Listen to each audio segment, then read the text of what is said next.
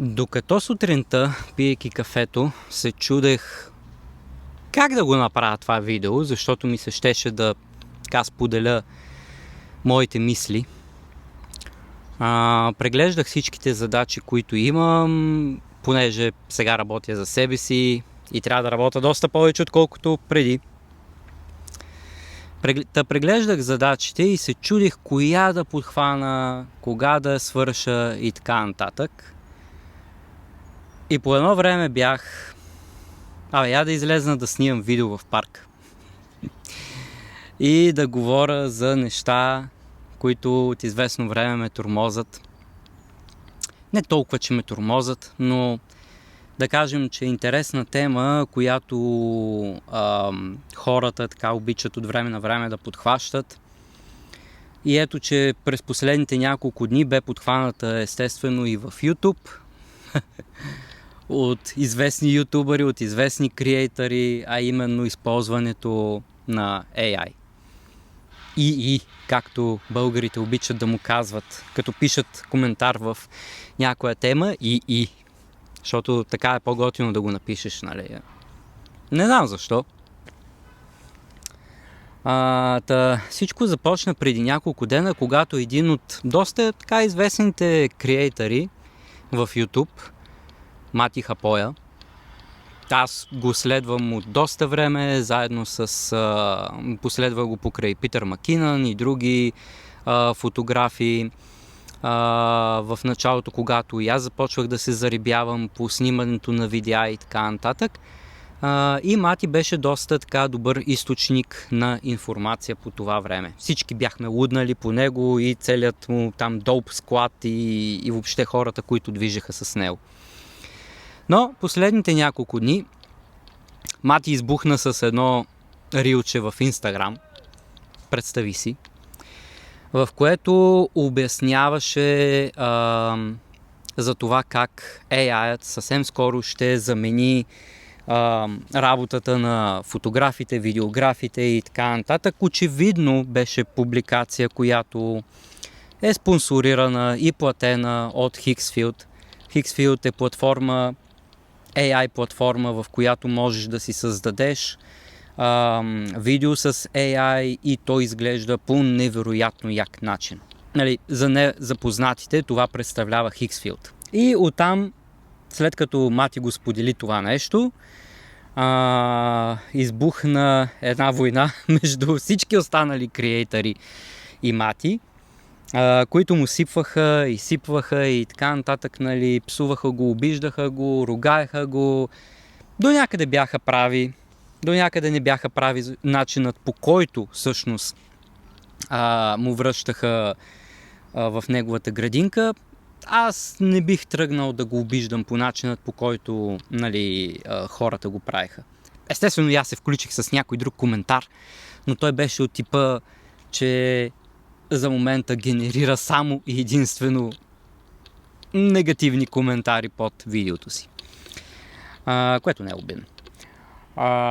Но това всъщност така подпали искрата на това да се замисля как аз използвам моят AI, нали, AI-те, които аз използвам, не моят AI, доколко използването на AI в работата ни е етично и така нататък.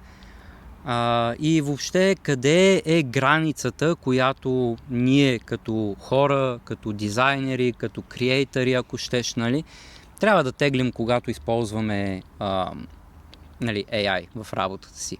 Сега, наясно съм, че този канал, в който го пускам, не е най-известният канал.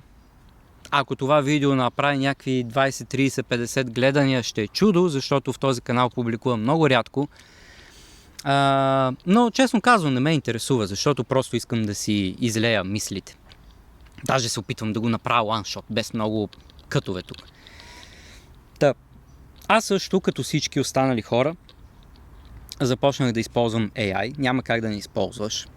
Ако искаш да си достатъчно конкурентно способен, достатъчно адекватен спрямо другите хора на пазара, защото аз като всички останали дизайнери и креатори съм на пазара и трябва да изкарвам пари чрез труда си, то трябва да знаеш инструментите, които пазарът изисква.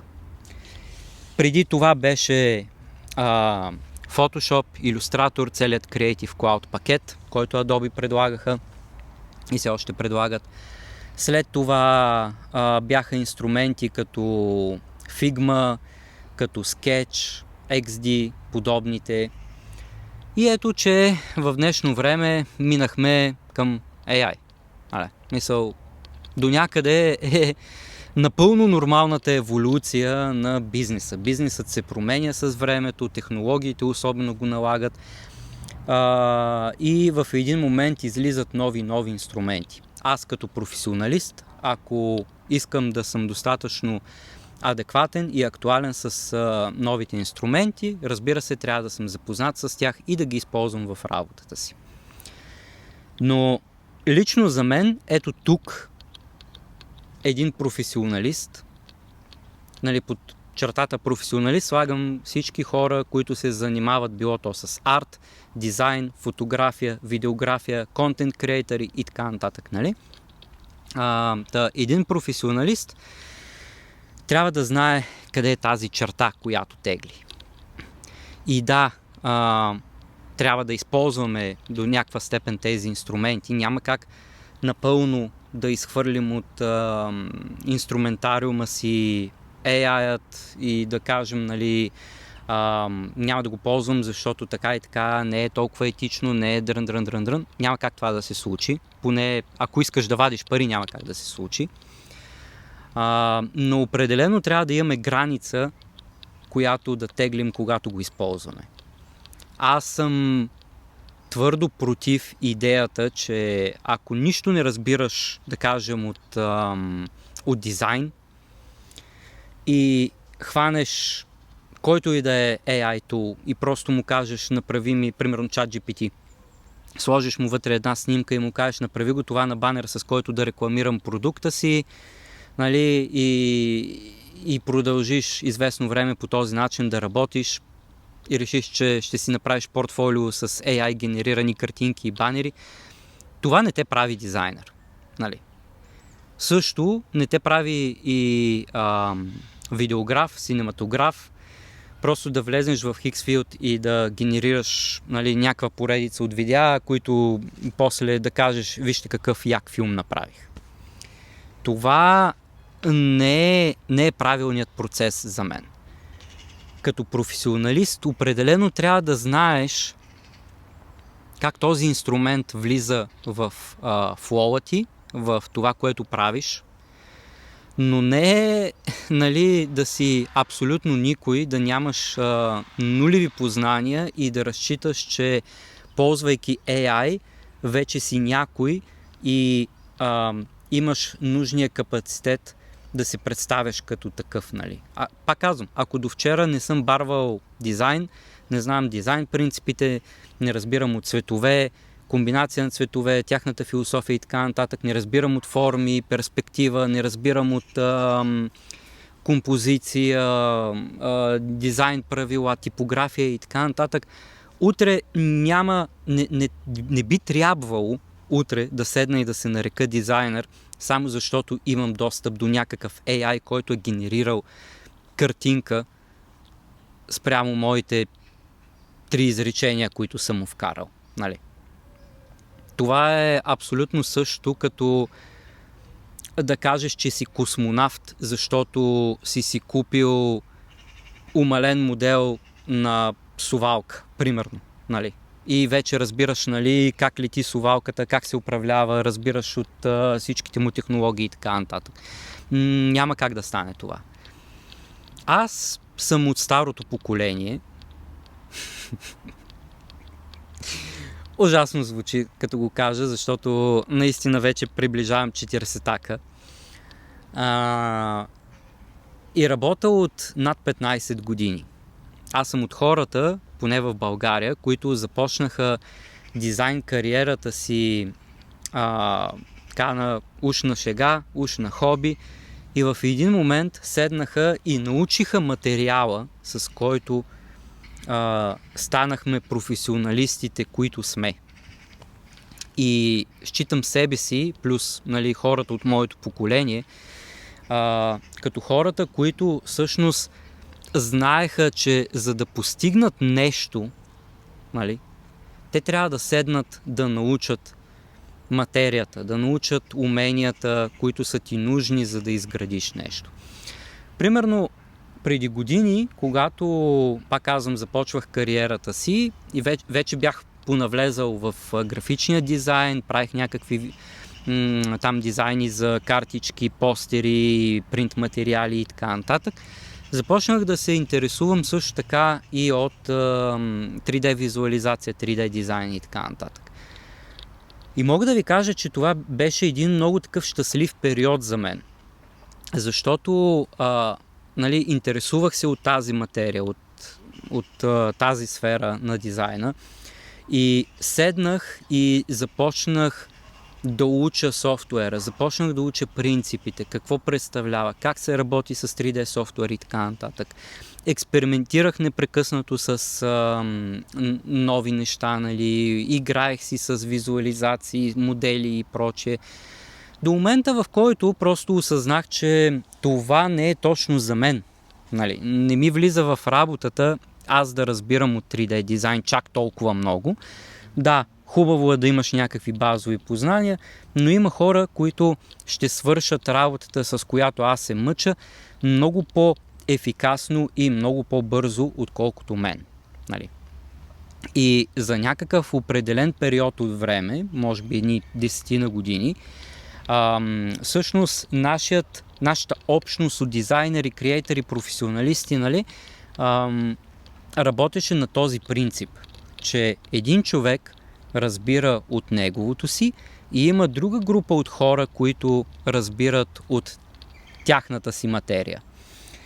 Съответно, ако искаш да създадеш някакъв продукт, услуга или така нататък, контактваш тези хора и започвате да работите заедно и да билдвате заедно, да създавате заедно, което за мен лично това е малко част от нещото, което губим с AI-ът. Защото да, AI-ът ни дава всичките възможности да създадем каквото и да е било. Аз преди 4-5 месеца създадах iOS приложение за риболов, без даже да знам как се програмира такова приложение. Онлайн е в App Store, може да го свалите, може да го ползвате и така нататък. Но въпреки, че го създадах, не се удрям в гърдите, че аз съм iOS девелопър. Нали. Въобще не искам да бъда iOS девелопър, въобще не съм такъв човек. Аз инвестирах в това моите знания като дизайнер и по-точно като продуктов дизайнер, защото последните години моята работа прерасна в това да правя дизайн и разработка на продукти. Инвестирах продуктовите си умения, за да го билна, но няма от утре аз да започна да се наричам девелопър и да вдигам големи софтуери и така нататък, нали? Защото не ми е това работата. Също важи и за голяма част от другите сектори, в които работят хората. Било то маркетинг, било то фотография, било то видеография и така нататък и така нататък. Нали? Връщайки се назад към тези години, когато всъщност беше много забавно и много така предизвикателно за хората да създават неща, това е нещо, което ми липсва в AI-ът. Нали? Възможността всъщност да седнеш и да научиш нещо ново. Защото AI-ът е нещо, което ти дава всички възможности на света, но също така ти отнема всички възможности. Не защото не можеш да създадеш абсолютно всичко, което пожелаеш, напротив, точно обратното, а защото покрай начинът, по който го създаваш, всъщност губиш много повече губейки тази наивност и този момент на научаване на нови неща. Защото повярвайте ми, че много от моите колеги, включително и аз, дължим уменията си, нали, в конкретната среда, в която работим, на това, че всъщност сме били достатъчно адекватни, когато сме градили кариерата си, да седнем и да учим нови неща. Нали, както ви обясних преди малко за 3D дизайнът и така нататък. Нали. Да, не започнах да се занимавам с 3D дизайн, най-вероятно никога няма да продължа в тази посока, но уменията, които придобих от това, те дообогатиха основният ми дизайн пакет с умения, ако мога така да кажа. Нали. След това се възбуди пък желанието ми за фотография и видеография, което до ден днешен използвам. Нали. Разбирането ми за светлина, за сянка, за композиция и така нататък. Това са все малки неща, които аз през всичките тези 15 плюс години съм учил, и те са отивали в една кошница, в моята кошница с умения, която аз смятам, че използвам доста адекватно и до ден днешен. И смятам, че всъщност начинът, по който ние като професионалисти трябва да работим с AI-ът, е точно това. Научили сме един нов инструмент, използваме го, но лимитирано. Не казваме отутре AI ще замести всичко това, което съм правил до момента, нали? И аз повече няма да го правя, защото AI го прави по-бързо от мен, по-добре от мен. Нали? И аз това нещо мога да го продавам и да се наричам какъвто и да било. Абсолютно безмислено. Тогава вие се обезличавате до просто един оператор, който седи отзад и единственото, което прави е да натиска копчета. Нали? Което, ако искате да бъдете това, fine by me, ама не мисля, че това е основният ви принцип в живота, който бихте следвали. Дълго време, поне. Защото най-вероятно, ако продължите в тази посока и сте просто един оператор, който вкарва промптове и натиска копчета, къде е забавното от цялата история? Къде е моментът, който учите нещо ново? Къде е моментът, в който надграждате вашите собствени умения? Аз не го виждам. Да, така е. Ползвам AI постоянно в моята работа, както вече многократно ви казах. Но лично за мен аз го използвам по възможно най-адекватният начин, който знам за начинът, по който аз работя. Брейнстормвам с ChatGPT-то. Карам го да ми намира ресурси, от които обаче после аз самият се уча, а не просто намери ми това и това, нали, за да и го използвай, за да сгубиш еди какво си. Не. Намери ми тази информация, защото определено търси много по-бързо, отколкото едно време ние търсихме с Google, нали? Но след това аз преценям кое ми е важното, кое мога да използвам, как мога да го използвам в моята работа и оттам нататък вече, нали, адаптирам намерената информация за моя процес. Докато има хора, които, особено забелязвам това като тенденция в маркетинг средите,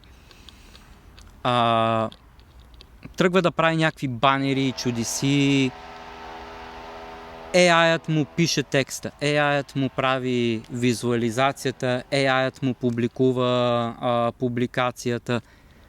Какво си направил ти в този момент? Седнал си на компютъра и просто си задал някаква команда и AI-ът на базата на вече готови материали, които той преди това се обучил с тях и е взел от други източници, прави твоята информация. Прави твоят креатив. Едно време му викахме в рекламните агенции креатив. Кое му е креативното на това? Нали? И как по дяволите ти можеш да се наричаш маркетолог, като до вчера абсолютно нищо не си разбирал? Та тук идва момента да се запитате, аз професионалист ли съм? Или просто някакъв оператор, който натиска копчета? Защото за мен лично повечето такива хора са просто оператори.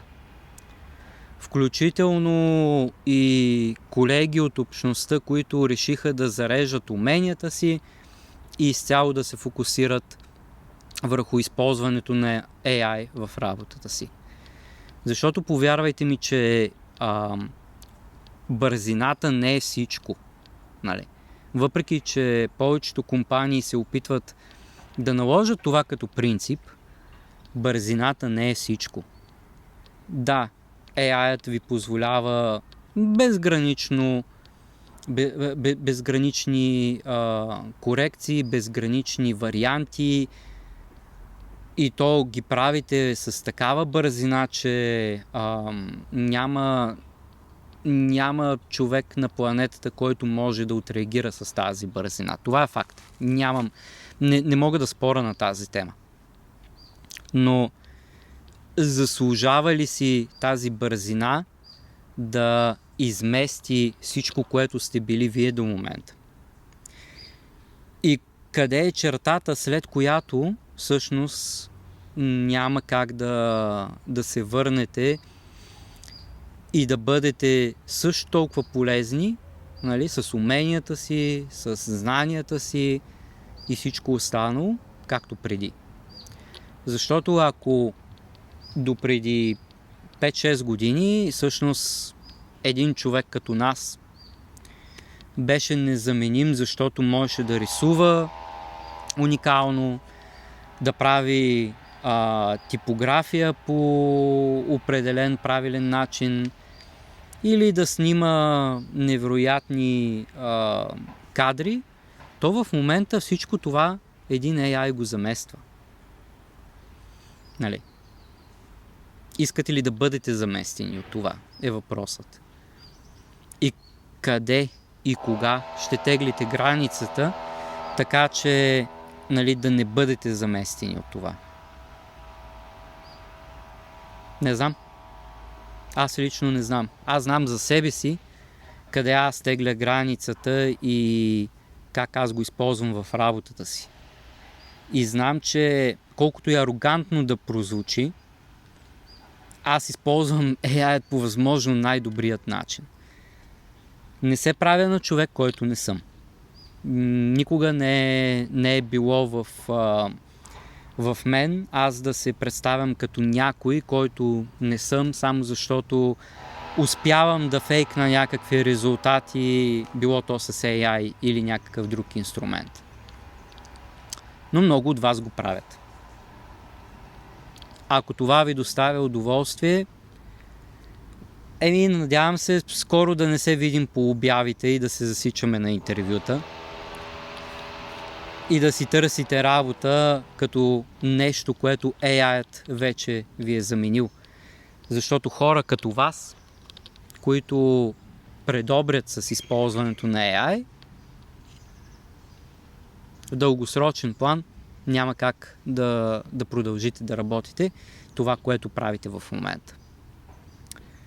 Но ако утре изгорят всички дейта центрове, всички сървъри, няма ChatGPT, няма Claude, няма whatever друг AI има на света, аз ще мога да си намеря работа. Аз ще мога да работя отново като дизайнер, нали? По начинът, по който работихме преди. Аз ще мога да си правя снимките качествено. Аз ще мога да си монтирам видеята качествено. И резултатът ще бъде много, много добър, без значение всичко това, което изброих до момента. Но вие, които разчитате изцяло на AI-ът, за да си свършите работата, няма да може да направите и едно от тези неща. Защото няма да имате уменията, защото няма да имате инструментите, с които да го направите.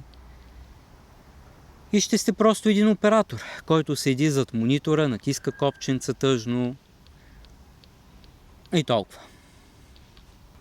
Ами това е. Не знам какво друго да ви споделя.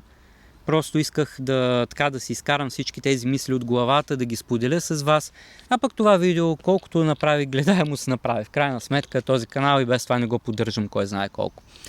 Благодаря ви. Аз бях Ванката. Живот и здраве, ще се видим в някое друго видео. Чао!